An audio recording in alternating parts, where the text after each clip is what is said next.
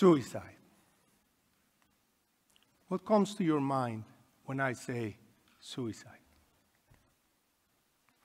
Perhaps you think of the more than 350 people who take their lives in Wales every year. Maybe you think of 2 people who attempt suicide every hour, or the 15 with suicidal thoughts. And the ripples don't stop there. Every suicide sends shockwaves that are felt across the community. And if this is not enough, consider the economic toll. £460 million every year, just in Wales. But it's not about the numbers. It's about who they represent. People and their experience. Because what is suicide? Ultimately, a collective failure. Because how can we call ourselves a developed country with a suicide rate that is higher than the global average, double the one in London, driven by poverty and inequality? How can we not be relentless in trying to resolve this crisis when children, those we are meant to protect the most, are among these numbers? And this is why suicide prevention matters. So what drives someone to take their own life? It's never just one thing, never just one moment. It's a web of factors reaching every corner of our lives. Health, relationships, education, employment, finances, each with their own set of factors, each influencing the other. And the problem is just too complex. We don't know. For the longest time, we simply couldn't know. Because we barely had any fragments, pieces of this puzzle. But then came the age of data. And we have access to more of these pieces, but still in isolation. Until just a few miles from here, at Swansea University, a breakthrough. We managed to bring these pieces together safely, respecting privacy, and always, always for the greater good.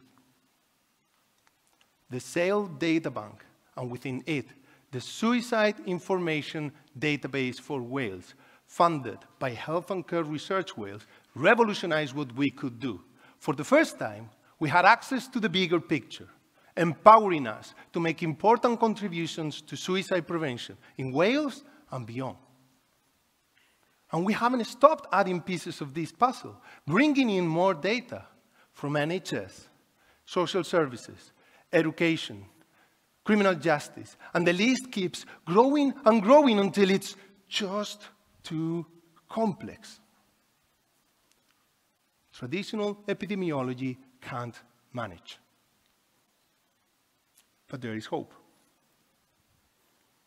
Because today, we are in the age of artificial intelligence.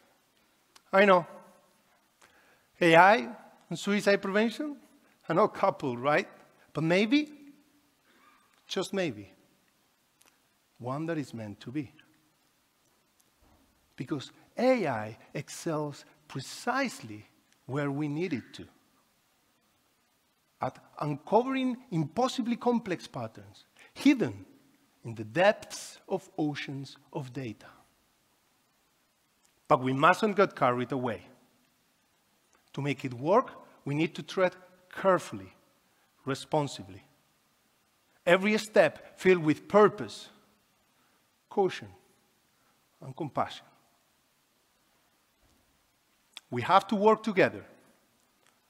Researchers across disciplines, health and social care professionals, policymakers, and especially people with lived experiences. It's not a quick fix. And today, it raises more questions than answers. Questions that we are currently trying to address. Some are practical. How should we use AI here? To identify people at risk, groups at risk, to learn more about the influencing factors, to design better interventions. Other questions are technical. So we picked an AI algorithm. Is it the right one? Should we adjust it, discard it, and pick a different one? Perhaps build something entirely new. And if it works, great. But wait, what is it telling us? Does it even make sense? Clinically, socially. And of course, we have ethical questions. Should we even be accessing this data? And if so, how? Should we allow AI to watch over our health, our lives? And equally important, what are the ethical implications of inaction? So it's up to all of us, every one of us. Do we let fear hold us back? Fear of uncertainty, fear of past mistakes. Do we tell ourselves, this can't be done? Not effectively. Do we stand defeated at the foot of this mountain, staring up, afraid of what might go wrong? No. The slope is steep, and the summit vanishes into the sky. But still, we climb, because it's our responsibility, every one of us, to be relentless in trying to resolve this crisis. So we come together to shape the future of suicide prevention, to set standards that are not only ethical and compassionate, but bold. Standards that won't just prevent harm, but allow us to embrace what could be the most powerful tool we have to save these lives: AI.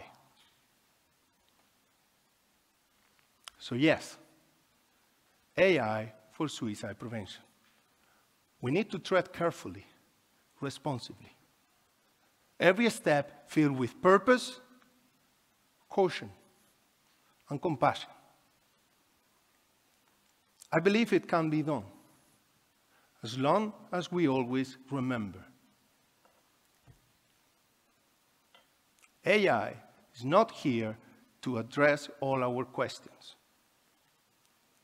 but to help us uncover the answers, to guide us in serving those that need us most. And this is why research on AI for suicide prevention matters. Thank you.